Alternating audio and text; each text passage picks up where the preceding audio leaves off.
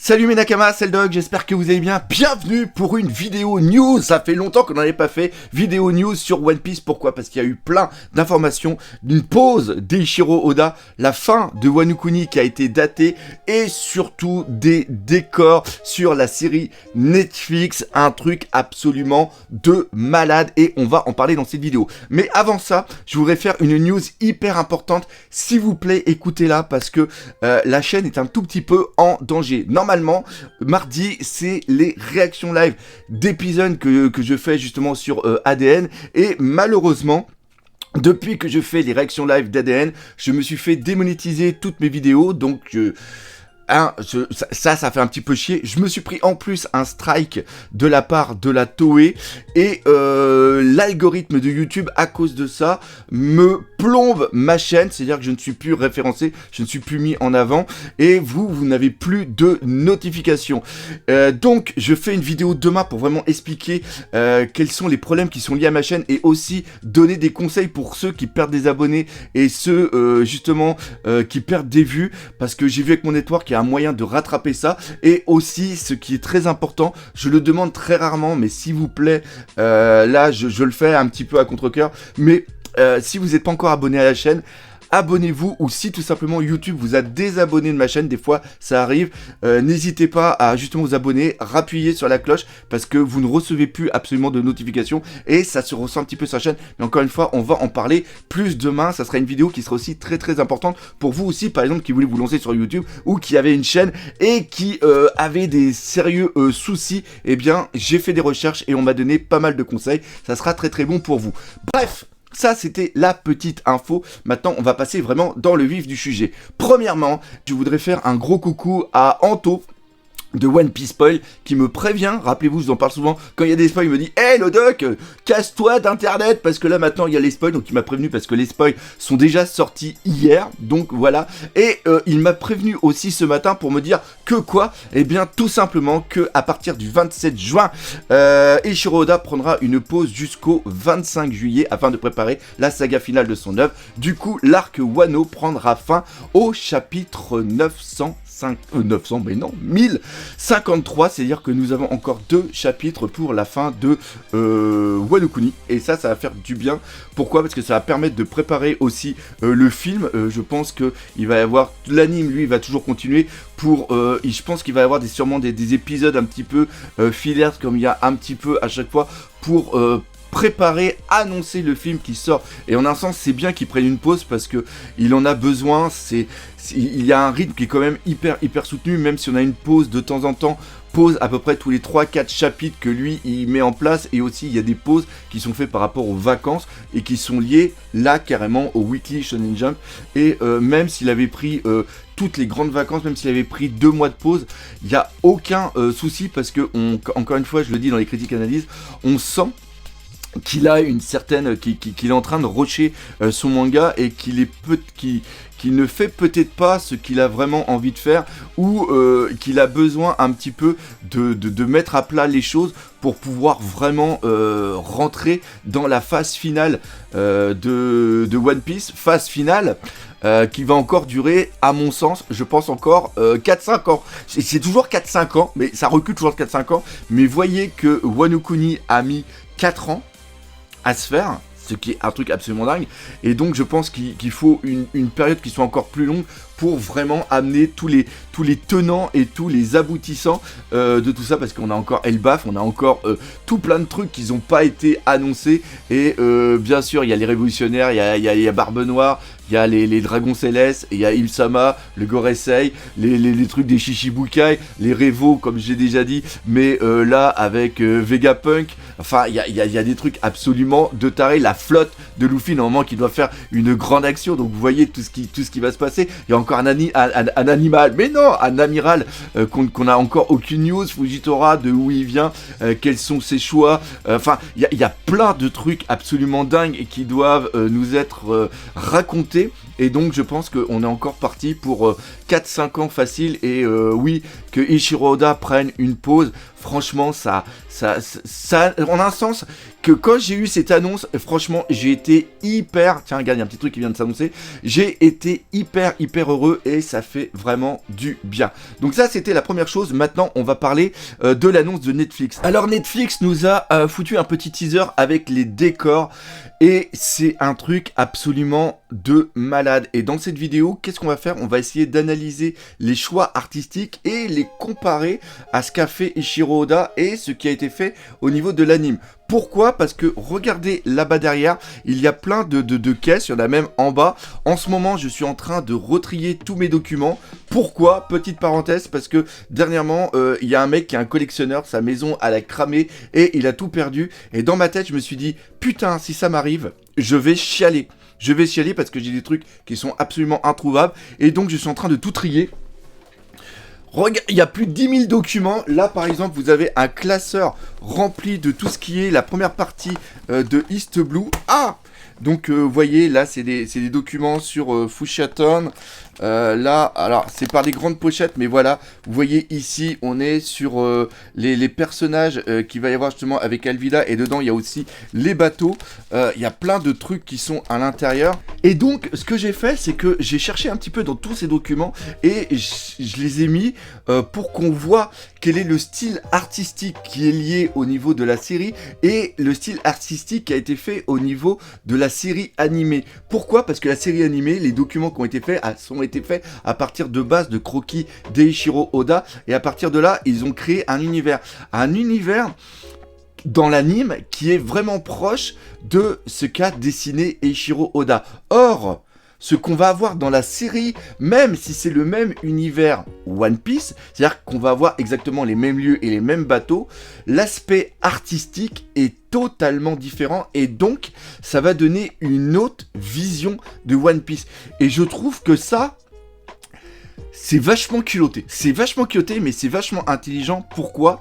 Parce que comme l'aspect artistique va être différent, ça donne une autre vision, et les gens ne vont pas obligatoirement faire la comparaison directe. C'est-à-dire que si on avait eu un Baratie qui aurait été pareil, si on avait eu Fushia-Town par exemple, qui est totalement différent, qui est totalement bizarre, qui aurait été dans la série Netflix à l'identique de la série animée ou du manga, tout de suite on aurait fait la comparaison. Sauf que là, ce qui se passe, c'est que on va être dans notre tête, il va y avoir une distanciation entre ce qui est fait dans la série Netflix et ce qui a été fait dans le manga et aussi dans l'anime.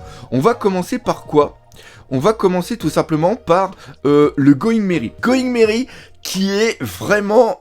le choix artistique du Going Merry est vraiment bizarre. On a une proue qui est comme un vrai animal. Cependant, ils ont gardé le côté joyeux du Merry avec un bouc qui a vraiment un sourire, j'aime beaucoup. Après, on voit que ça fait comme des sortes de cornes qui vont aller sur l'arrière. Et ça reprend l'idée de toutes les torsades qu'il y a au niveau du bateau. Le bateau est vraiment plus gentil et vraiment plus, je dirais, un petit peu joyeux. Le dessin est un peu plus enfantin. Mais là, pour coller un aspect un peu plus sérieux, et franchement, ça marche bien. Je trouve que ça marche bien. En plus, on a le Luffy qui est juste devant. On a le Jolly Roger qui est aussi un peu plus sérieux, mais globalement, franchement, ça va. Alors, pour ceux qui ne le sauraient pas, le Merry est tiré, le schéma du Merry est tiré de la Caravelle qui est le bateau justement qui a permis à Christophe Colomb de traverser l'océan Atlantique et de découvrir les Amériques. En plus, les dessins que je vous fais voir d'animation, ils sont tirés vraiment du début, c'est-à-dire qu'on n'a pas les arbres qui sont justement derrière au niveau de la cabine d'habitation. On a aussi tout ce petit côté un petit peu gravure qu'il y a au niveau des morceaux de bois,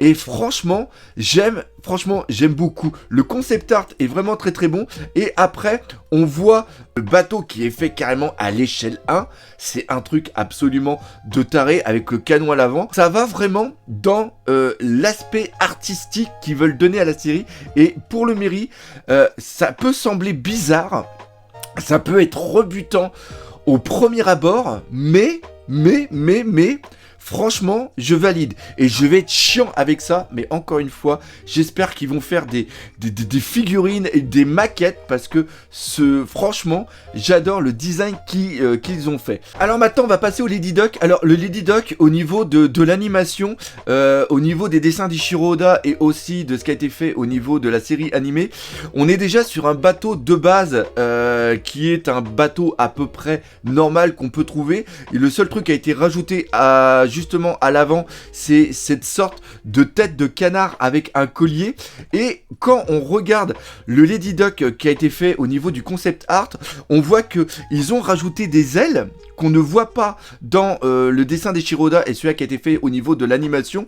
Et on voit que la tête de canard est beaucoup plus grande. Il semblerait qu'au niveau des yeux, on ait une sorte d'émeraude qui soit à l'intérieur. On reste bien sur un bateau qui est un 3-mâts. Et ce que j'aime beaucoup, c'est tout ce qu'il va y avoir à l'intérieur. On voit qu'il y a beaucoup de pierres précieuses. Il y a énormément de détails. On est vraiment proche d'un vrai bateau qui aurait existé. Et ce que j'aime beaucoup, c'est que on voit le bois, comment il était fait. Encore une fois, on reprend la tête de canard qui est vraiment énorme.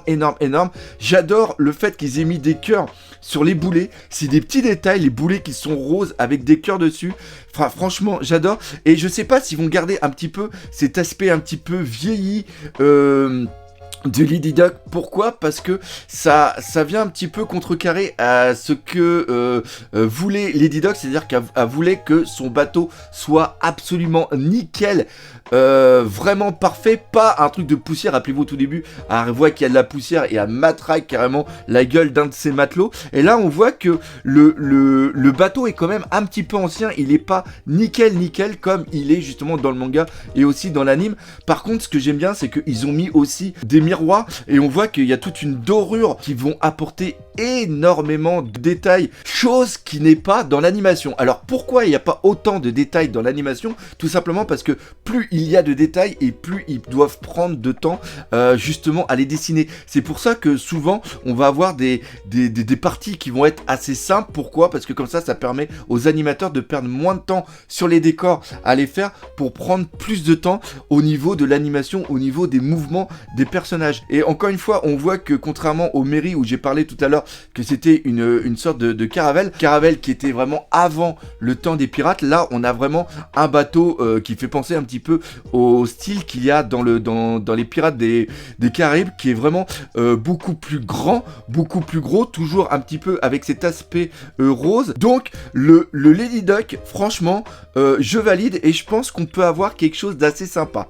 On va passer maintenant au Baratie. Le Baratie, c'est un truc absolument de dingue. C'est vraiment le truc qui m'a foutu une claque dans la gueule, où on voit vraiment la différence entre l'anime et la série. Le Baratie, il est absolument incroyable. Déjà, la bonne chose, c'est qu'ils ont gardé la bouche.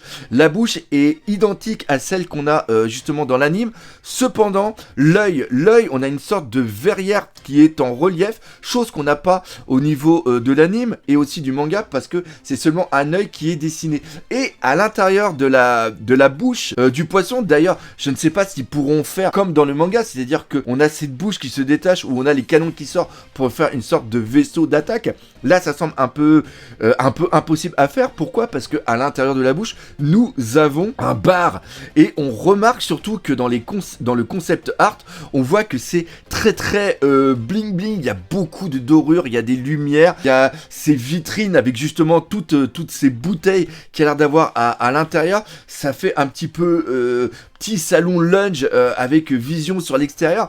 Franchement, il est vraiment superbe. Et aussi, le Baratie, ce que j'ai beaucoup apprécié là, c'est qu'on a une base d'un galion qui sont vraiment ces vaisseaux qui sont énormes. On voit d'ailleurs que les trappes où normalement il y a les canons qui doivent sortir, ils ont fait les fenêtres pour qu'on ait une vision à l'intérieur. Et là justement, on va passer à l'intérieur. C'est un truc absolument de taré. Le plafond qu'on voit, qui reprend une sorte de bataille navale avec ses couleurs un petit peu vert, qui est absolument magnifique.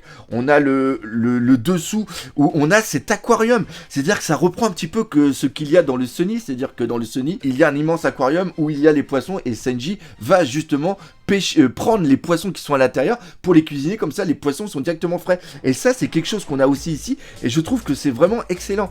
Il y a vraiment un côté vraiment bling bling avec ce B du Bharati, ces dorures qu'il y a un tout petit peu partout. Et au début je me suis dit mais c'est pas ce qu'on a dans le Bharati. Le Bharati, c'est vraiment quelque chose qui est plus simple, où Zef ne porte pas beaucoup d'importance à l'aspect intérieur de son restaurant pour vraiment mettre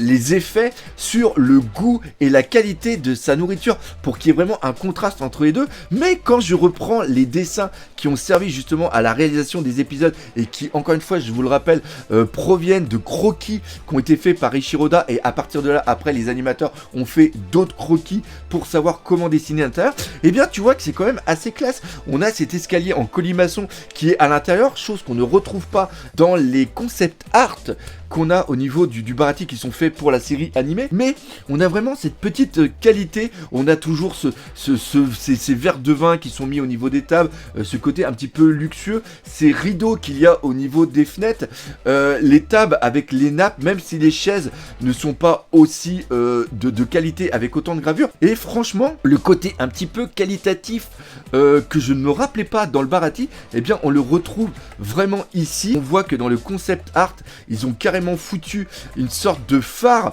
tout en haut, et on a l'impression que c'est plusieurs bateaux qui ont été empilés les uns sur les autres, et on a ces statues qui viennent, on a ce pont avec cette avancée. Est-ce qu'ils vont faire aussi le pont qui va sortir au niveau des mers? On a aussi ce dragon qui est au niveau de la proue.